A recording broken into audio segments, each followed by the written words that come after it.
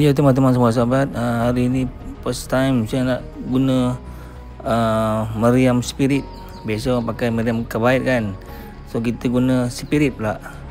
Sebenarnya dalam DIY pun banyak ni, jadi ini first time saya guna. Memang very simple tapi bunyi dia cukup power. Dan tujuan pun kita balik bukan apa, untuk menghalau monyet yang mengganggu tanaman-tanaman di rumah, terutamanya pokok-pokok buahan, pokok durian, pokok manggis, macam-macam pokok buah lah ya.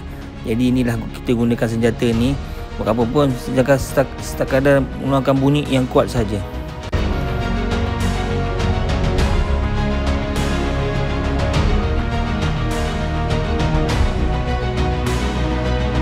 Sahabat-sahabat, teman-teman yang telah menengok video klip ini, mohon like, subscribe dan share to everybody.